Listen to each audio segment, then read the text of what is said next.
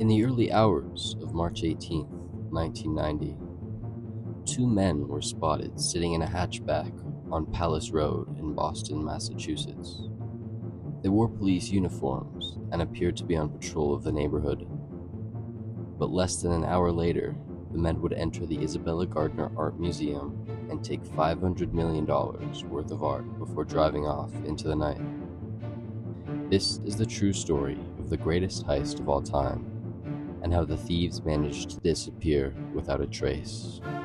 The FBI tonight is looking for two thieves who made off with a motherlode of art treasure from a Boston museum overnight. Two men posing as police officers got into the museum in Boston and stole more than $500 million worth of art. Here, he told me there had been a theft. Did you have any idea of how big a theft it would turn out to be? No.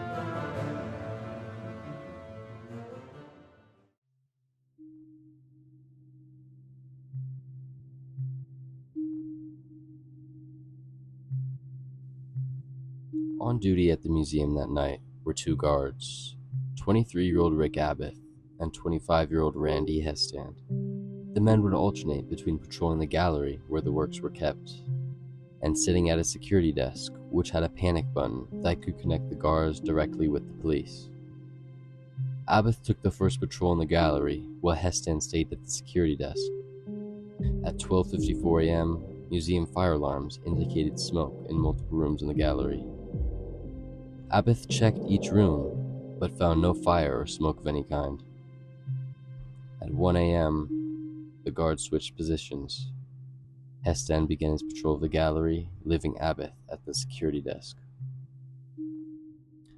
At 1:20 a.m., two men disguised as police approached the side entrance.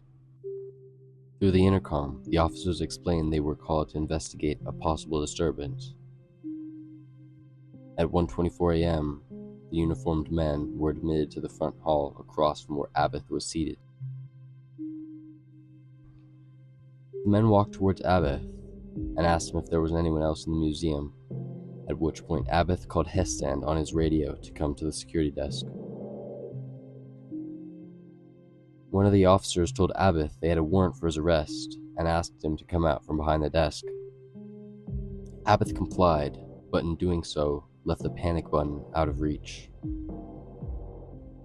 According to Abbott, he was handcuffed by one of the cops at the same time Hestand walked in.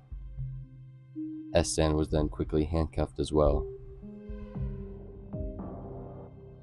Upon having subdued both guards, the thieves took both Abbott and Hestand to the basement.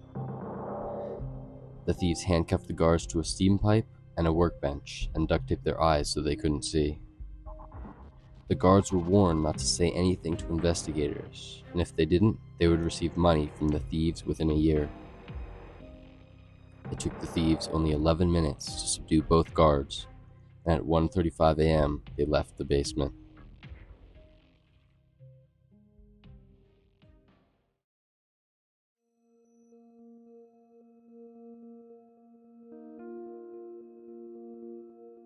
The Gardner Museum was outfitted with a motion-detecting technology, which was able to record which room the thieves entered and at what time. It is likely that the thieves had waited to see if authorities had been notified about the robbery, as the first warning by the motion detectors was recorded 13 minutes after they left the basement, at 1:48 a.m. in the Dutch room. The first piece stolen was The Storm on the Sea of Galilee by Rembrandt, followed by 3 other paintings, most notably The Concert by Johannes Vermeer, estimated to be worth $250 million and is the world's most valuable missing artwork. The thieves also took an ancient Chinese gu and a small self-portrait by Rembrandt. The thieves then entered the Short Gallery, which was a narrow hall that contained French art and artifacts. From this room, the thieves took a golden eagle that belonged to Napoleon, as well as 5 sketches by Degas.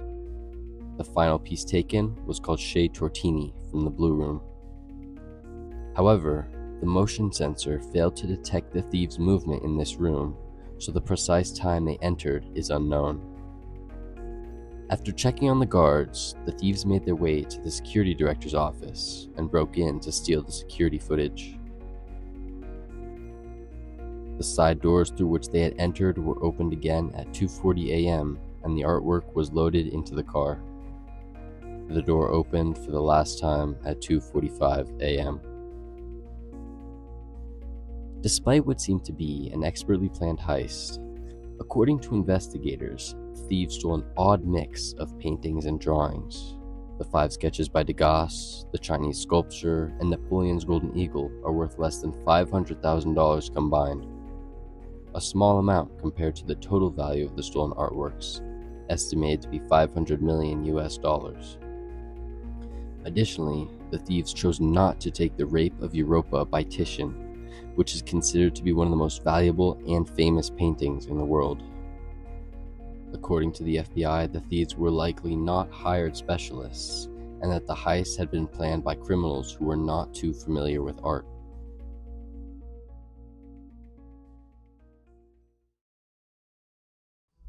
After Abbott and Hestand failed to open the door for the morning guards, the security director was called and the police were informed. Shortly after, Abbott and Hestand were found in the basement.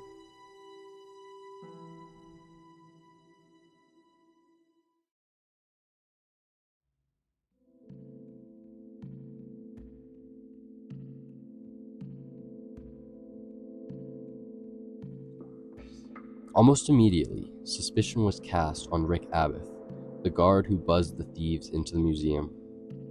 During his patrol of the gallery, he opened and closed the side door of the museum for seemingly no reason. Abbott told investigators that he routinely opened the door during his patrols.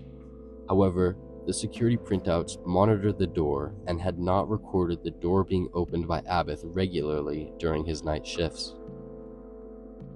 Oddly, it was later determined that the monitors in the Blue Room, the room which had displayed Chez Tortini, one of the stolen works, was in fact working correctly, despite recording Abbott as the only person to have entered this room. But despite all this compelling evidence against him, according to the FBI agent in charge of the case, Abbott was, quote, too incompetent to have been a part of the heist.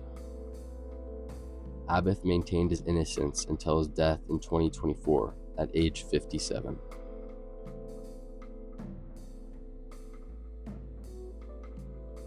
Another suspect is Carmelo Merlino, the head of the Merlino gang. He was arrested in 1992 for charges unrelated to the heist, but told investigators he would return the paintings in exchange for his freedom.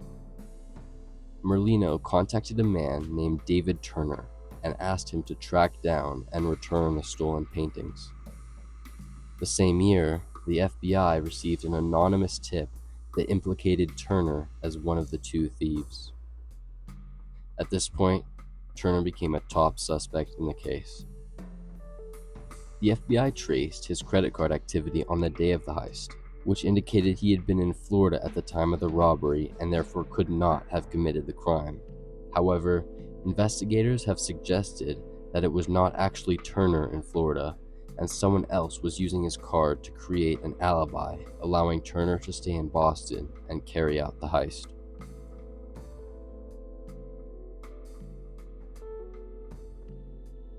George Reisfelter is another possible suspect. Reisfelter was a longtime friend of David Turner and an associate of Carmelo Merlino.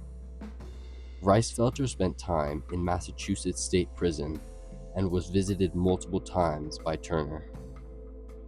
According to other inmates and people close to Reisfelter, the 2 discussed a robbery and how to escape afterwards. However, these claims are unconfirmed. A year after the heist, Reisfelter died of a cocaine overdose, and his home was investigated shortly after. While nothing directly tying him to the theft was found in his apartment, Reisfelter's brother told investigators that he had seen what he thought to be Manet's Chez Tortini, one of the 13 stolen artworks from the Gardner Museum, as having hung over his brother's bed.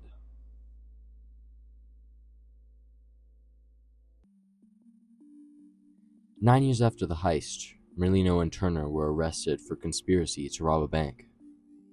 Authorities told the men they would be let go if they returned the Isabella Gardner works. Turner told them he didn't have them, and he did not know where they were. The men were found guilty of the robbery charges and sentenced. However, in 2010, Turner wrote a letter to a man named Robert Gentile, asking him if he could help in the return of the paintings in order to get an early release. Gentile refused having any knowledge of the robbery, but authorities acted on their lead and later brought him in on drug charges as a way to pressure him for more information about the paintings. Gentile would later take a polygraph test that indicated he knew where the paintings were hidden. This led to a raid of his house. Police recovered a newspaper reporting on the theft from 1990, as well as a paper that indicated the value of each of the paintings. They also found a trap door on the property, but it was empty. However, Gentile's son claims that his father was very upset when the area beneath the hidden floor had become flooded and its contents were ruined. Investigators were unable to find any conclusive evidence against Gentile in the Isabella Gardner case, and he was sentenced to 30 months in prison on the drug charges. According to the judge presiding over the case, had he known the locations of the paintings and helped investigators find them, the charges against him would be reduced or dropped, and he would serve less time. Gentile claimed he was an intermediary for a deal between a buyer and a seller, but never actually had direct access to the paintings. This would have explained the paper which had the painting values on it.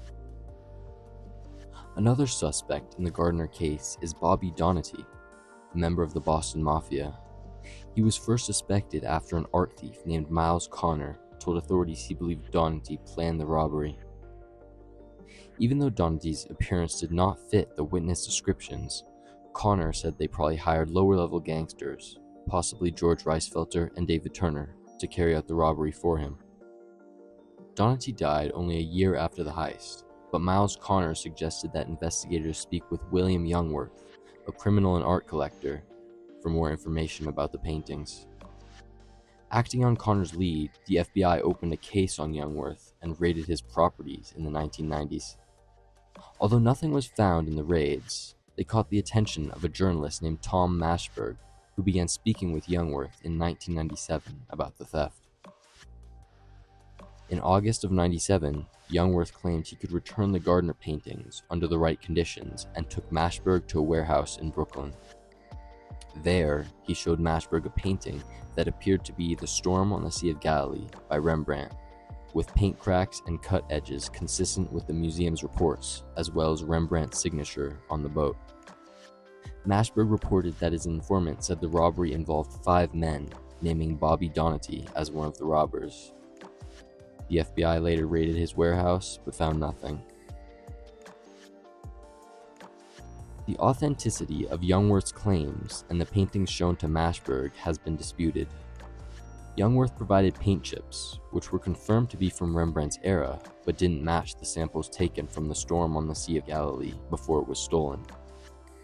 In addition, Mashberg's description of the painting as being, quote, unfurled when Youngworth showed it to him was also questioned, as the piece was heavily varnished and would not roll easily.